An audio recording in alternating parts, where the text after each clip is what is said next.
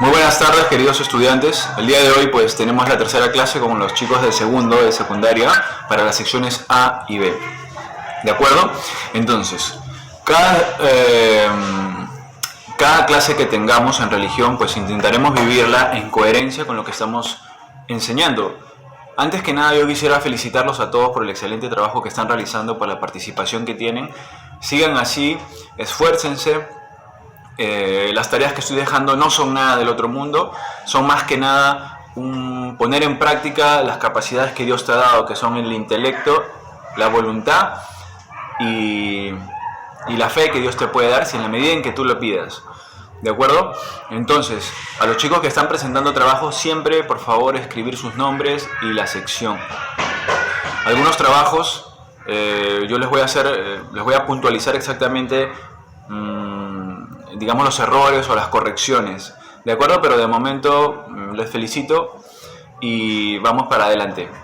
Empezamos todas las clases siempre con una oración propia, pues como vimos las clases pasadas, nos reconocemos como criaturas de Dios, ¿no?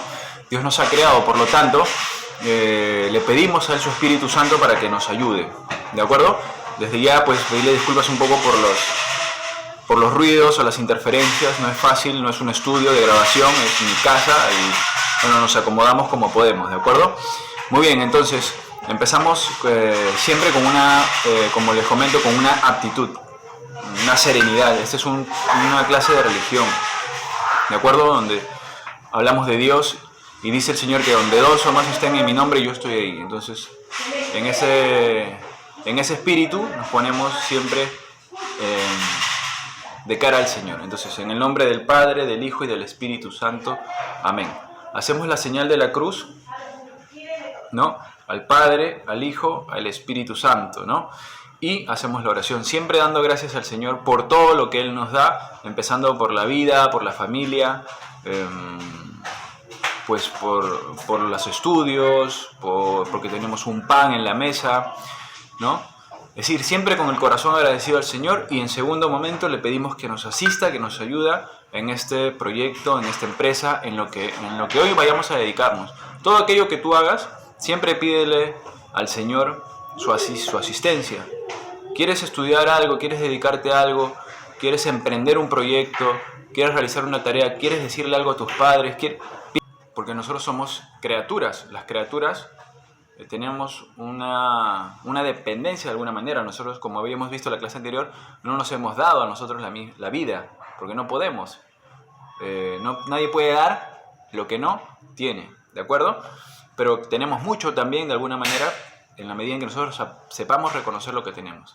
Entonces, luego de haber hecho esta oración, queridos alumnos, pues pasamos a la clase de hoy. Esta es una clase muy interesante, muy bonita, y que nos va a ayudar a todos nosotros a ubicarnos un poco en el tiempo. Vamos a tratar el tema de los tiempos dentro de la iglesia. Este es el título de la clase, ¿ya? Los tiempos dentro de la iglesia. ¿Y por qué los tiempos dentro de la iglesia? Acabamos de pasar la Cuaresma, ¿no? ¿Qué significa Cuaresma? Pues 40 días, ¿no? De preparación para la Pascua. Entonces, después de la resurrección de Cristo, que hemos celebrado eso hace 2 semanas, el domingo de resurrección, y bueno, yo he hecho unos comentarios sobre cómo lo han vivido. En ese tiempo pues también pasan muchas películas de Semana Santa, y nosotros estamos ciertamente un poco desconectados y vemos estos videos pues porque es lo que hay, es lo que pasa, pero ¿cuál es el sentido real de todo esto, no? Eso es lo importante. Y luego pasarán 50 días después de la resurrección de Jesucristo, 50 días hasta la venida del Espíritu Santo, Pentecostés, ¿de acuerdo? Pentecostés, pente hace referencia a penta, 50, 5, la llegada del Espíritu Santo. Y después empezará un tiempo nuevo. Entonces, dentro de la iglesia hay esta división de tiempos, de temporadas, en donde uno como seguidor, como cristiano, que es como discípulo, pues se dispone a tomar a vivir estos tiempos. De eso se trata, de vivir estos tiempos. Así como cuando, por poner un ejemplo, Perú es clasificado al Mundial, uno un poco como que se proyecta, ¿no?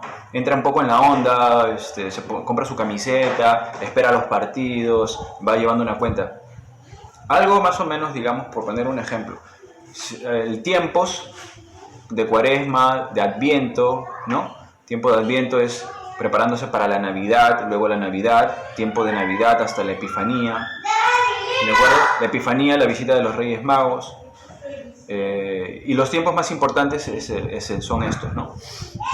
Entonces, queridos estudiantes, es por eso que nosotros vemos este paralelismo entre lo que es nuestro calendario normal, nuestro calendario cívico, patriótico, nuestro calendario civil, ¿no? En donde celebramos los eventos normales, los eventos que celebramos todos como ciudadanos y que están bien.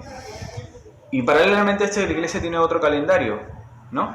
Que es, digamos, toma las mismas fechas, desde enero hasta diciembre, pero tiene sus propias celebraciones.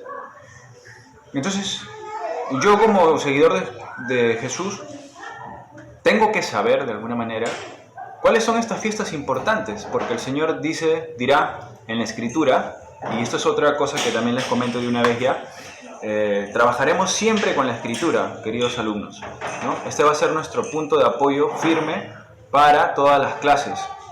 Y en este tiempo pues yo les puedo servir de guía, porque el acercamiento a la Biblia necesita también una guía. No cualquiera puede ingresar a la Biblia así de buenas a primeras e interpretarlo, ¿de acuerdo? Eso es algo que lo veremos más adelante. Entonces, hay unas lecturas propiamente que nos pueden ayudar a ver cómo Dios, en la historia de la salvación, o sea, previo al nacimiento de Cristo, Él ya tiene, digamos, una lógica del tiempo. Nosotros somos seres temporales, ¿no? Somos seres temporales, vivimos en el tiempo, en la dimensión tiempo y espacio. Un día, 2, 3 días, los meses, las semanas, los años, ¿no? Nacemos, nos crecemos, nos desarrollamos y morimos. Ese es el tiempo, ¿entienden? Entonces, dentro de este tiempo, Dios, en su sabiduría, Él no ha querido hacer las cosas así, a la casualidad. Es por eso que Él establece. Recordaremos todos que en la Escritura, en el Génesis, que es el primer libro de la Biblia, algunos han respondido en la tarea que les di a los que no pudieron acceder, a los que han visto un poco la tarea. ¿Cuál es el primer libro de la Biblia? Algunos han escrito el Pentateuco, la Torá. Bueno, hacemos una aclaración sobre este punto, hacemos un paréntesis para aclarar este punto. El primer libro de la Biblia es el Génesis. El Génesis. La Torá es igual que el Pentateuco, ¿entienden? La Torá es el libro, le llaman los judíos a los primeros 5 libros de la Biblia. Los primeros 5 libros de la Biblia son el Pentateuco, Penta, 5, ¿de acuerdo? Y es lo mismo, es exactamente lo mismo. Todo esto está relacionado de alguna manera, pero el primer libro de la Biblia es el Génesis. No estamos hablando de la Torá. La Torá es el Pentateuco para los judíos. Quiero que esto quede claro y luego ya seguro, si alguno tiene alguna duda me lo puede preguntar. La cosa es aprender, ¿de acuerdo, muchachos? Entonces, el Señor dirá en la creación: el primer día separó la luz de las tinieblas, el segundo día las aguas de la tierra, y así sucesivamente fue creando las cosas. Y en el séptimo día creó al hombre. En el sexto día creó al hombre, ¿de acuerdo? O sea que el Señor, la Escritura nos habla de días, de tiempo. Y hay un tiempo para cada cosa, ¿de acuerdo? Entonces, dice que el séptimo día el Señor descansó. Y Él luego, el pueblo de Israel tomará ese día como el Shabbat, ellos le llaman el Shabbat, que es el día del descanso. Ahí el judío no puede hacer nada, tiene que descansar. Ahora, una cosa muy importante y que todos tenemos que tener en cuenta, queridos alumnos, en este curso, es que reconocer que Jesucristo era judío. ¿de acuerdo? Jesús es judío, Él nace en el pueblo de Israel, un pueblo religioso, un pueblo que tiene a Dios como el centro de toda su estructura, de toda la estructura de gobierno, incluso puede llamarse un gobierno teocrático, ¿no? Donde el Señor da las leyes, luego en la alianza con Moisés, el Señor establece las leyes de comportamientos, las reglas, todo, y el pueblo se rige en base a estas leyes, ¿no? No como ahora, que nos regimos en base, pues, a los derechos humanos y a una serie de cartas constitucionales, pero ya no tenemos muy en cuenta, no se tiene en cuenta, digamos, esta relación con la divinidad. Entonces, queridos alumnos, esto es para que ustedes lo sepan y lo consideren. Entonces, ¿cómo Jesús nace en este contexto? Y Él también practica todas aquellas prácticas y hábitos que el pueblo de Israel ya practicaba, ¿no?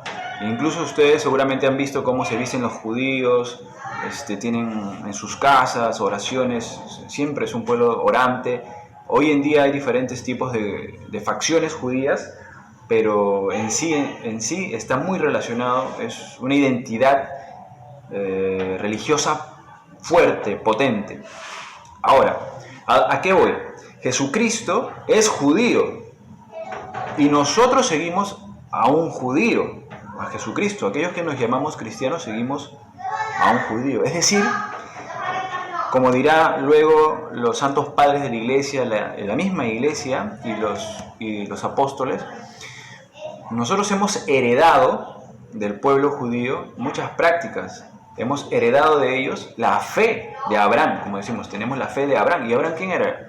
El padre de la fe, y era, digamos, un hombre semita, y de él, el Señor con él inicia todo un tiempo, una historia de salvación. Entonces, para ir concretando un poco la información, Jesús, judío, él celebra desde muy pequeño todas estas fiestas, incluso la fiesta de la Pascua. La Pascua no es un acontecimiento, digamos, que se inventa Jesús. Jesús no se inventa la Pascua. La Pascua viene de una palabra hebrea. La Pascua viene de una palabra hebrea que se llama Pesaj. Pesaj. Y nosotros, cuando hemos celebrado la Pascua ahora, los judíos también han celebrado la Pascua. Ahora, ¿por qué? No es que haya dos Pascuas, sino que el Pesaj, que significa paso de la esclavitud a la libertad. ¿De qué esclavitud? De la esclavitud de los egipcios en el pueblo de Israel, ¿no? Y el Señor manda las plagas y luego con Moisés salen a la libertad, ¿no? Es un paso, el paso del Señor por el Mar Rojo, Pesaj. Y luego el pueblo estará 40 años en el desierto. 40 tiempos. Démonos cuenta la importancia del tiempo para Dios, ¿ya? Porque para nosotros es igual. Esto no se trata de creer en mitos ni en leyendas. Se trata de poder ir cogiendo el sentido real de las lecturas de la Biblia y traerla a nuestra vida. Ahora estamos en el contexto de la pandemia coronavirus, y ¿por qué no asimilarlo a una de las plagas, ¿no? Volvemos al tiempo dentro de la iglesia. Los tiempos dentro de la iglesia están inspirados en los tiempos del pueblo hebreo. Entonces, el pueblo hebreo celebra la Pascua, el Pesaj, celebra la Pascua porque celebra el acontecimiento de la salida de Egipto, ¿ya? Porque es un acontecimiento tan grande, tan importante, porque ellos estuvieron esclavizados 400 años en Egipto. Entonces es un acontecimiento tan importante que lo celebran cada año.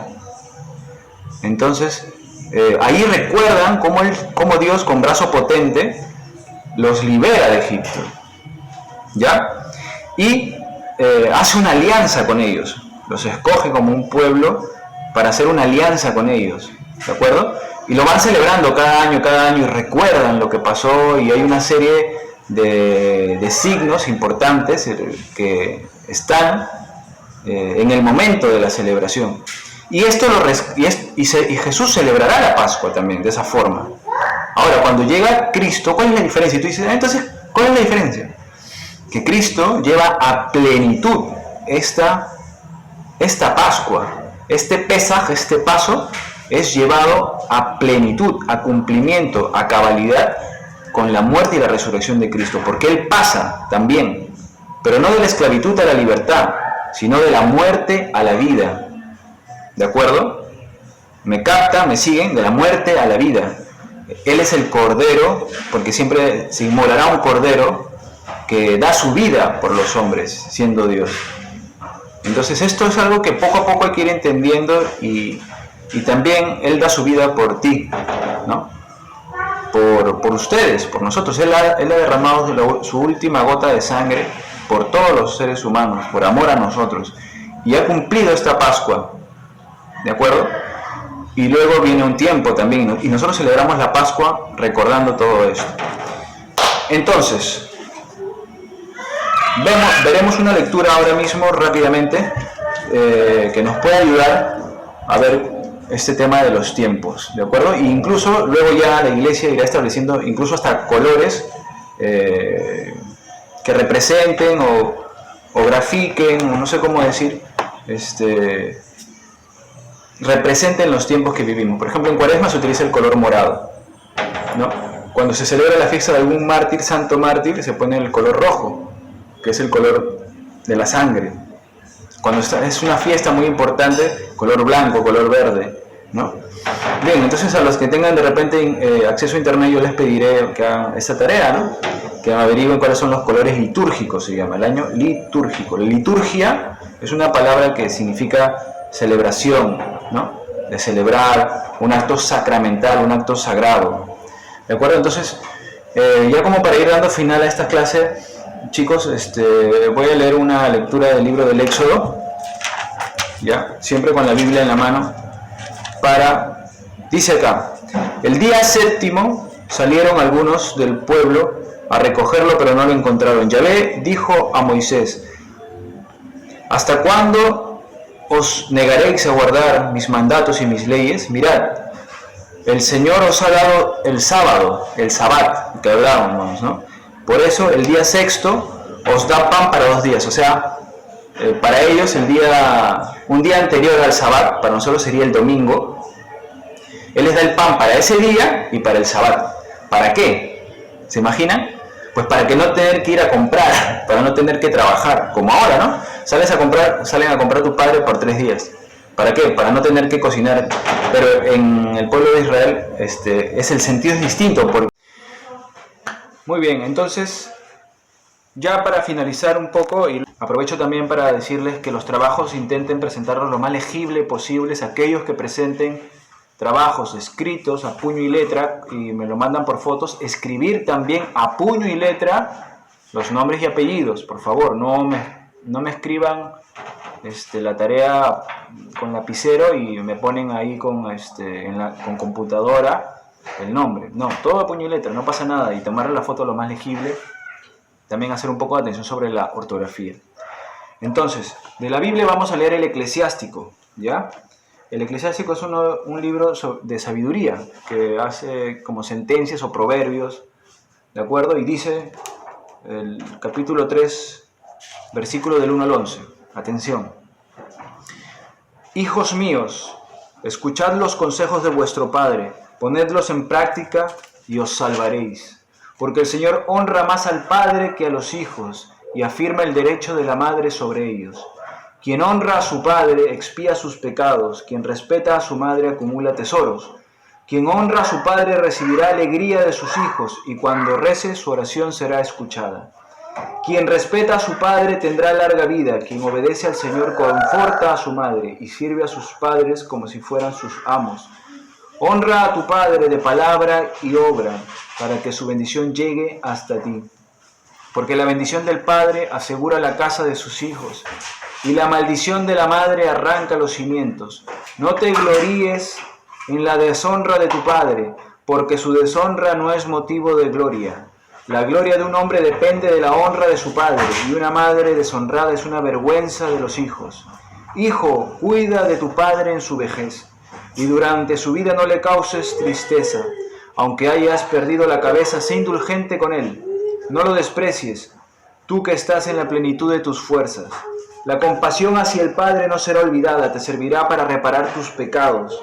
En la tribulación el Señor se acordará de ti, y tus pecados se diluirán como el hielo ante el calor. Quien abandona a su padre es un blasfemo. Maldito del Señor quien irrita a su madre. Palabra de Dios. Te alabamos, Señor. Cuando decimos palabra de Dios, nosotros reconocemos, la iglesia reconoce que en esta palabra, esta lectura, es inspirada por Dios. ¿Quién de nosotros puede negar la sabiduría que se encuentra en lo que acabamos de leer? En esta lectura, pues, dice, son los deberes del Hijo para con el Padre. Bien, yo te voy a preguntar, ¿qué piensas de esta lectura? ¿Estás de acuerdo? ¿Estás de acuerdo? Dice acá, el Señor honra más al Padre que al Hijo. ¿Estás de acuerdo con eso? ¿Qué piensas tú de eso? De todas maneras, dale una revisada en tu casa si tienes la escritura. Vuélvela a leer. Sé indulgente con tu padre, cuídalo en la vejez. ¿Cuántos de nosotros tenemos padres que son ancianos? Bueno, esta es una invitación y una llamada de atención, queridos jóvenes, porque dice que el Señor bendice. Es decir, que no se trata solamente de que cumplas por querer cumplir lo que dice esta palabra, ¿no? Sino que veas que realmente si tú honras a tu padre y a tu madre, como dice uno de los mandamientos, el Señor te bendecirá, hará prósperas tus proyectos. Pero mi padre, yo no lo soporto, no lo paso porque X cosas. Tranquilo, tranquilo. El Señor lo sabe. El Señor sabe la relación que cada uno de nosotros tiene con nuestros padres. Y es allí donde nosotros también tenemos que clamar al Señor. Muchas de las cosas, muchos de nosotros no hacemos caso a nuestros padres. No les respetamos, no les escuchamos porque les juzgamos. Atención con esto, atención. Hay que tener mucho cuidado en juzgar a los padres, porque la historia, como dice el dicho, da muchas vueltas. Hay que tener cuidado. Lo importante es hacer caso en esta palabra y ver que nosotros no somos mejores que nuestros padres, ¿no?